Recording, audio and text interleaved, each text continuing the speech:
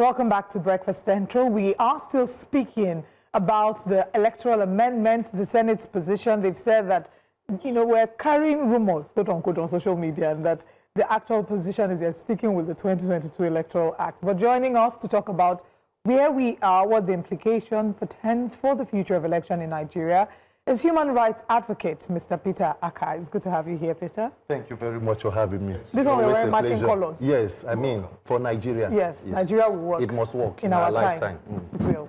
Peter, let's talk about, you saw the video of the Senate President saying that we're misrepresenting and misunderstanding the current position on social media.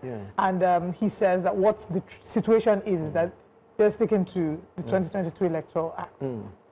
I mean, shame on the entire members of the 10th National Assembly. Every member from the Senate President to the Deputy to the Speaker should be thoroughly ashamed of themselves.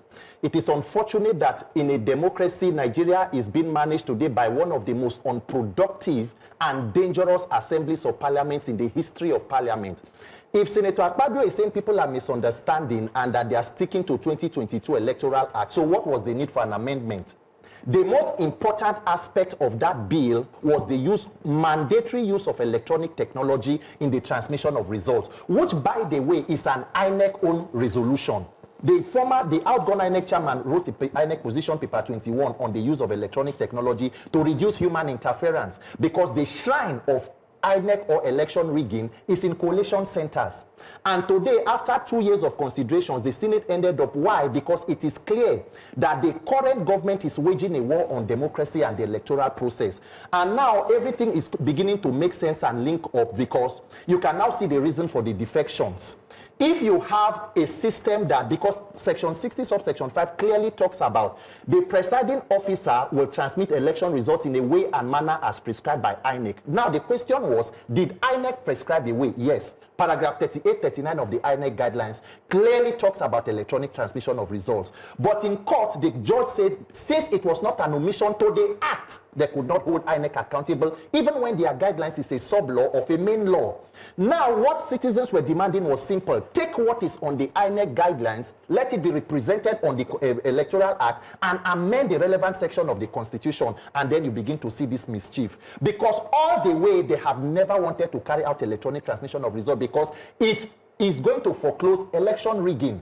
So when you have about 31 governors in the ruling party standing on the mandate which they shall collapse, and you make manual an option to INEC, it becomes easier for you to suppress the votes, because what you need is political gladiators to ensure that you are able to write results, you are able to alter them where you are going to alter. Because let me be very clear, the APC knows that if there are free and fair elections in Nigeria today, before 1 o'clock on election day, President Tinubu will not only lose Bodilon polling units in his house in Ikoyi, he will lose in Alausa, he will lose the Aso polling units. So everything that is being done is ensured to be done that elections are not free and fair. It is now up to Nigerians to leave the talking and begin action. Opposition, CSOs, Nigerian youth, we must march to the National Assembly and make our voices heard. Let the world know that there is assault on our democratic process, and that in 2027, anything short of a free and fair election will not be accepted by Nigerians. What do you make of Senate President Godswill Akpabio's statements that it was lied to on social media, that the Senate didn't stop electronic transmission of results? I think it is an insult to our collective intelligence that the number 3 person in the country will decide to brazenly engage in mischief and then try to turn the story around. I listened to the Senate President's clip, and it was clear, it was unambiguous, that instead of us altering it and making it mandatory, we are sticking to the 2022 Act. So if you are sticking to the 2022 Act, why did we go for a reform? So the Senate President is trying, the National Assembly, Auntie Yemi said she was going to give you, I have the list of all the members here, so you do not even need to go far. The chairman of that committee is Senator Lalong, the vice chairman is Senator Musa Yaradua from Katsina. We have all the Senator Seraki Dixon, Senator Adams Oshomole, unfortunately has been very busy in a private jet now, and engaging in certain actions and all of that. So the Senate President cannot insult the intelligence of Nigerians. It is deliberate. There have been information that they do not want this electronic transmission of results to be mandatory. And it is all part of the same game to ensure that you drag it up till this point, because let us talk about it. Elections are in February, likely in February next year. We are almost late on even having an amended Electoral Act to be signed into law. Push for a long time. You've been at the forefront. Yes. I saw you with the flag. you had gone there, you had pushed, you took your documents and everything. You were riling out and telling them, listen, this is what you need to do. You even went to Ghana. Yes. So why is it that, what makes Ghana far better than Nigeria in terms of deploying the real-time real-time, and Nigeria cannot? Is it that we don't have the capability to do so, or is it the glitch effect or something? What makes Nigeria different from Ghana is corruption and criminality. We are giants in corruption and criminality, so we do not know how to make systems to work. The only systems that work here is corruption, crime, and criminality. So if you are going to talk about 210 trillion missing from NNPC without any accountability, you can reference Nigeria. So Nigeria exists so that other countries can learn how not to govern their countries. And Uncle Joe, I don't know if I'm allowed to call you that, Mr. Joe, on national TV. Do you know that Mahmoud Yakubu, the immediate past chairman of INEC, was in Ghana to teach them how to carry out electoral reforms in their country? I read about that. Yes, in a process that he failed woefully after collecting more than 300 billion. Himself and Barrister Festus Okoye, the only places they did not go were people's bedroom to tell them about electronic transmission of results. On the day you say there was a glitch. Having not explained what caused the glitch, today Mahmoud Yakubu has been appointed to become an ambassador. So what exactly was the basis of his employment or his appointment? So in Nigeria, we brazenly reward criminality and corruption. The only systems that will not work in the country are systems that government do not want to work. That is why when you see this level of mischief, they will tell you we are doing coastal highway, we are doing this, we are doing... No, sir. No, sir. Mr. President, democracies are built on credible elections. Can you take part of the how many trillion you are spending on coastal highway to fix technology for elections? Let the vote of the people count. If you have been de facto governor of Lagos State as President Tinubu for more than 20-something years, you handpick governors, and 26 years later you still need violence and coercion to make people vote for you, then you have a problem. There is a problem with that system of leadership because popularity should be influenced. Who is afraid of free and fair elections? Why is it that Nigerian Democrats, people who fought for June 12, that is what President Tinubu claims to do. But June 12 was all about free and fair election, that a mandate was given to a man more than 30 years ago, free and fair. 30 years later, we cannot have, until date, to show you the level of mischief, President Tinubu is the only president since 1999 who has not publicly committed to free and fair elections. So that system cannot work because it is deliberate. It is now up to Nigerians to ask, do we want to continue to talk about it or mobilize? Because the APC has no plan for free and fair elections. Okay, now, in our conversation with Ms. Adamolekun, she was saying, because I did ask her about 2027 and what the long-term implications of this will be. Yeah. Are we going to see voter apathy? And she said 2027 is too far. Yes. Let's start with now to demand for impact. Exactly. And I know that you are one of those at the forefront of demanding for a change. But do you genuinely believe that these demands will yield a result? It is not about me being genuinely, determined or agree that it will yield result. It is for us to collectively insist that this is a project that must succeed. If this doesn't succeed, Nigeria is moving nowhere. 2027 is already day of implementation. It is the actions that will lead up to 2027 that will guarantee what we want. As a people, we must ask ourselves the question, the power of the people and the criminals in power, who is stronger? APC does not have 31 states as it is being claimed. They have 31 governors. But unfortunately, our system is such that it is strong men who control it and not the vote of the people or the institutions working independently. So the entirety of victims of this rudderless kind of leadership, this renewed hopelessness, renewed hunger, renewed terrorism, renewed banditry, renewed criminality in government, we have never seen anything like this. We thought Buhari was bad governance. We did not know that there was a phase 2 that could be this terrible. So for us as a people, it is not sitting around to ask ourselves, should this be done? Can it be done? It must be done. And it can be done once Nigerians decide that enough is actually enough. This kind of mischief should not be allowed to continue. Now, Peter, following the last elections, like we said in our earlier conversation, Professor Mahmoud Yakub went to Chatham House, was very proud, it was all over the media, and you've also alluded to that this is game-changing. They use words like revolutionary and all of that. And we saw that the 2023 elections were flawed. We talked about the glitch. And, I mean, human society, you try to improve on your last results. And that's why these considerations have been happening for the last 2 years. They had town halls. You interacted with members of the National Assembly. The goal of which is to get feedback from Nigerians who they are representing. Nigerians sent them to the Senate and the House of Assembly, and they've come up with this now? I know the biggest elephant in the room is the real-time electronic transmission of results, but are there any other positives that you've seen in this electoral amendment process that has been that will be passed? The unfortunate reality about elections in Nigeria is the fact that if it were about laws, if people stuck to laws and did the right thing, the 2022 Act should have given you elections, because it was clearly stated, even the electronic transmission of results. It is the fact that when you see a country that has to amend laws almost every election season, then there is a problem. When you want to see how corrupt a country is, look at the number of their laws. Laws for everything, but the crime and criminality continues to increase, because it's not about laws, it's about implementation and enforcement of laws. So even now, the judiciary does not even rely on laws. Law has become something that is rocket science, because judiciary will rather take to rule on technicalities than on the facts of the substance. So whatever that you call an electoral amendment, if it is not reducing human interference in such a way that it builds transparency and credibility in the mind of the voter, let us come to think of it. INEC said more than 93 million people registered to vote in 2022. 87 million collected PVCs. As we are seated here, less than 30 million people voted in 2023. President Tinubu is seated in Aso Rock with less than 9 million votes in a country of more than 200 million people. How more unpopular can a government be? Even if in an exam you score less than 50%, are you viable for promotion in such a contest or in such an examination? Why is the Nigerian situation is such a charade? So it is not about whatever clauses.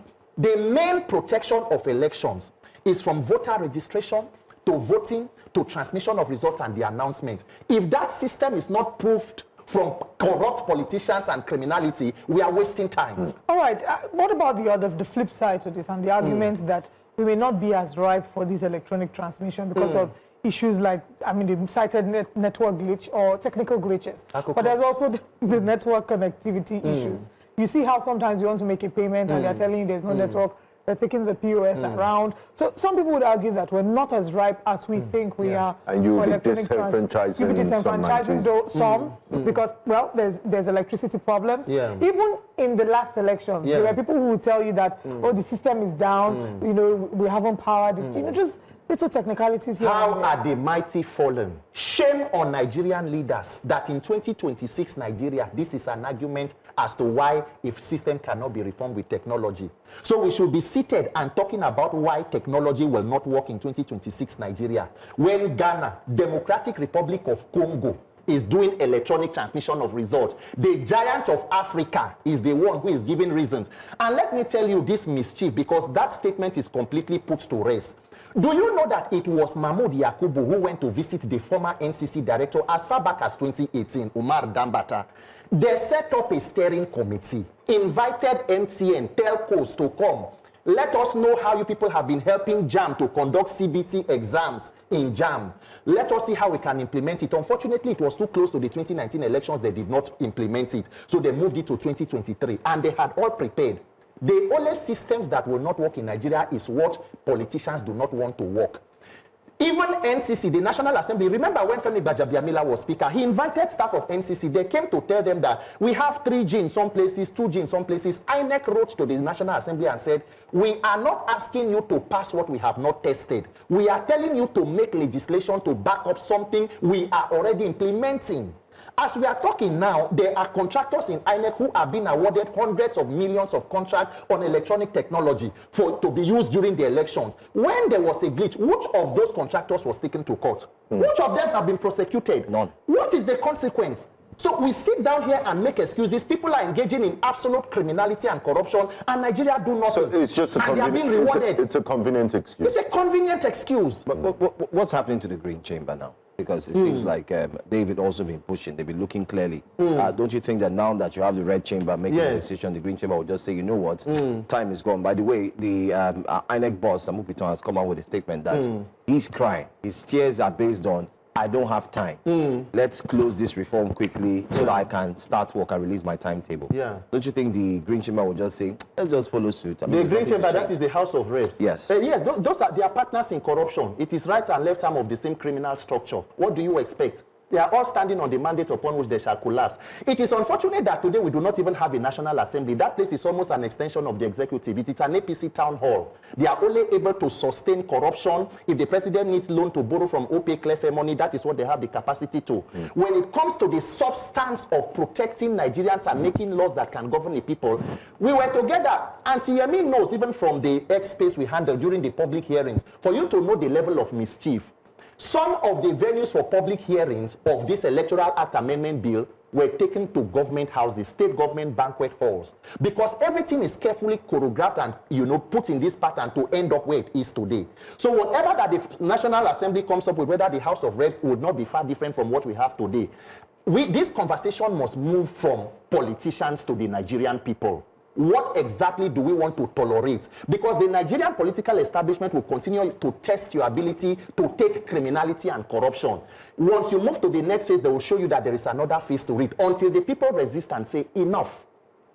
Okay. And talking about resisting and saying enough, because in football terms, we seem to be 5 minutes to full time. Time. Yeah, and the referee, Amupiton, is like Joe said, is screaming, time is up. So what specific roles can civil society, media, and citizens play right now to challenge or pressure lawmakers before this bill fully becomes entrenched? Is there still time to change anything, to adjust anything, or to reverse what the Senate has just done? There is maximum time for us to put pressure on the authorities. In fact, aside this conversation, by now people should be at the gates or the complex of the National Assembly. Nigerians should be gathered in exercise of our fundamental right to peaceful assembly to ensure that lawmakers do what is right. But there is another extension to it. This document, because it is a fraudulent document, it is a document that will not guarantee transparency in our electoral process. It must be used by the opposition to mobilize Nigerians. Nigerian youths, because the problem is Nigerians, we get very angry, but the problem is in the channeling of our anger. And unfortunately, anger is not a plan. Being angry at a system is not a strategy. You can be angry for 65 years and make the wrong decisions, which is what we have. So nothing will change. If Nigerians are angry, what do we do with our anger? Sit back or decide not to participate in political systems? We must use this as a vehicle or as an instrument to begin to mobilize Nigerians, because actively that is what I'll take. Because this Nigeria, we don't die here, we live here. Nigeria must work in my lifetime. Demanding for an accountable and a transparent system is not a crime. The real criminals are people that are in government who are refusing to allow the will of the people to prevail. So whether there is time or not, the pressure that needs to be put now should be put, and Nigerians should set their eyes towards 2027. A lot can be achieved if all of us can come together. Okay, let's talk about this, a lot that can be achieved. Right now, the core focus is on immediate transmission of results from polling units to IReV, right? But there are other amendments that people have spoken for. There are those who have argued that the president should not have a role in appointing the INEC chairman, as it takes away the independence that INEC should typically have.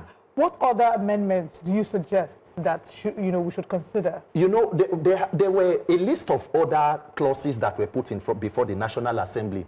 We talked about, of course, appointment of the INEC chairman. If you are a player in a game and you are picking the referee, is that not rigged 50%, in your favor already?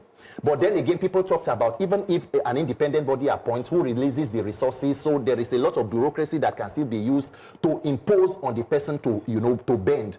There are also clauses of independent candidacy, because this entire structure of primaries, consensus or non-consensus primaries, the delegate system in the elections, because unknown to Nigerians, even the clause in 2022, that they unknowingly passed in the National Assembly that took them out as delegates. I don't know whether you remember a reason why some of them did not return. Do you know that in this amendment, that is one of the first clauses that have been reinstated? A lot of Nigerians do not know. So they've reinstated it? Yes, they have reinstated it. That is why I continue to, at a point, I feel like a broken record to tell Nigerians that this Electoral Act is not even just in the passing, it is in the content of what is finally passed. Now, electronic transmission of results has blown, because that is where a lot of people put their attention on. But a lot of other... Remember, they have been talking about giving, permission for prisoners to vote, inmates to vote.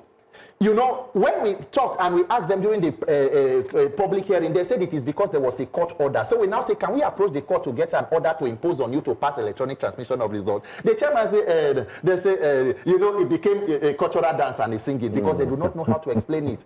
You want people to go and vote in prison, where who will be there to audit them? So you can tell me that from Oko Central Prison in Benin, the entire votes there came for APC. In fact, they wiped out everything. So it is easier to vote from prison in Nigeria than to vote when you are living as a free person.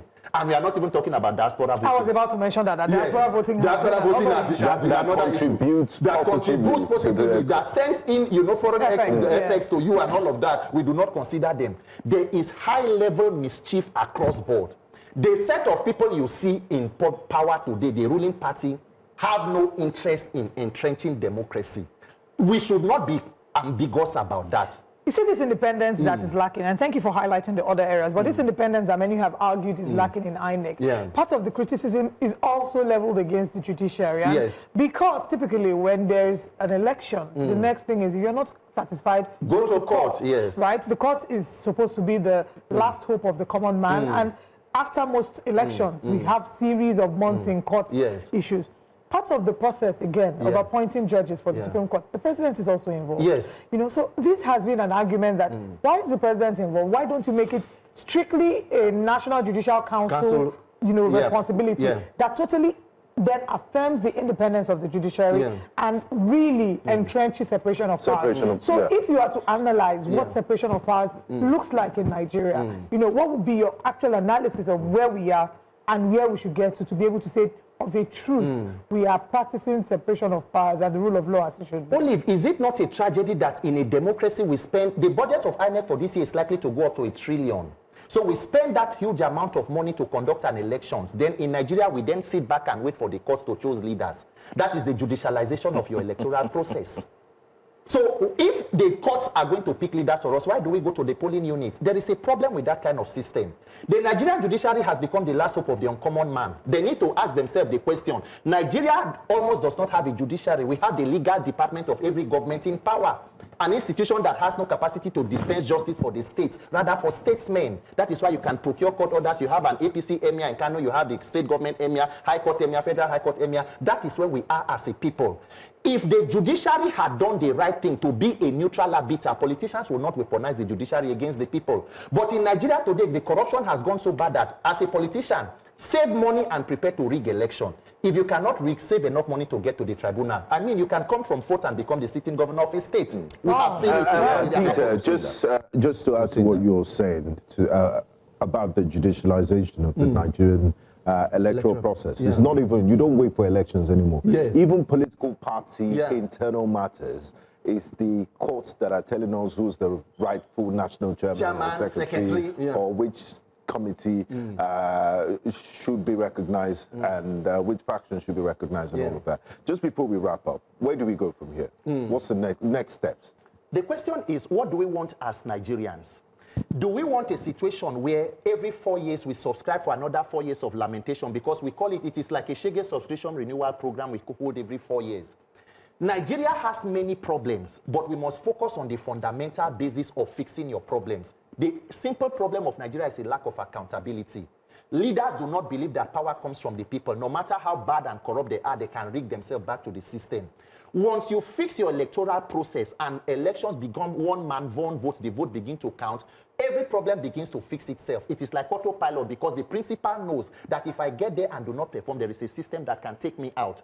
The hope and confidence of every corrupt politician is in a corrupt electoral process. So we should not sit around and just say, oh, it is hopeless, it is finished, until all of us come together. How many people are in the National Assembly? 360 House of Reps, 109 Senate. Let us calculate the 36 governors. Let us calculate ministers. How many people are holding Nigeria to ransom? And how many millions of people are the victims of this dysfunctional leadership? Nigerians must channel their anger to take right actions and get right results. This must not be allowed to be sustained, because the plan is to rig in 2027. If you do nothing, what happened in 2023 will be child's play. But what does channeling their anger look like? Yes, what exactly do we do? We must focus on the National Assembly. We must ensure that the right law is passed. As we ensure that the right law is passed, we must begin to mobilize. We must set aside differences, because they are going to weaponize a lot of things against Nigerians. It will begin by the time the election cycle comes. Let your collective suffering and pain all of the insecurity, injustices, and hunger mobilize you, like what has happened in different countries in Africa. Let us see that Nigerians vote not for a Nigerian president, or not for a president of Nigeria, but for a person of competence and character. We must galvanize around that. And persons, we must drain the swamp from the National Assembly. We over-focus on the presidency. If we continue to have this kind of rubber stamp National Assembly, a bunch of persons who have no business with being in public office, who mean no good for the country, Nigeria will continue to drag. So let credible people, if you, Olive, know you have the capacity, pick a form, run for office, contribute money, Mr. Joe. People of character must go to the National Assembly and not allow Akpabio turn it into his... Some of these forms too, I just wanted to ask, beyond I mean, people are really concerned that there are many other aspects in this electoral reform that we've not considered, although we're out of time. Yeah. Which one? You just mentioned one, and I saw a message. Somebody said, please, can you re-explain? Which one was reinserted that would protect the members of the assembly? It is the delegate system at the primary level. You know, the delegates that come to choose who is going to be there at that political party primary level. That is what they have been able to do, so that they too can become super delegates and choose the candidates. Because, you know, it is parties that will present candidates for you. Absolutely. Whatever that they do at that level, you have no control over. But now they have control. They have control over it. Yeah. Okay, right. that does it. Thank you so much, Thank you, Peter. Peter Akah. Thank you for joining us. us. It's been a long conversation. What we're going to do is, definitely, this is a developing story, and Nigerians are really concerned. If you go on social media, on X, you see a lot of comments. People are throwing their hats off. People are tearing their shirts. But like our guests here have said, it goes beyond just being keypad warriors. The question is, what are you as a Nigerian going to do? Thank you so much for coming. My pleasure. Thank you very much. Thank you for joining us always.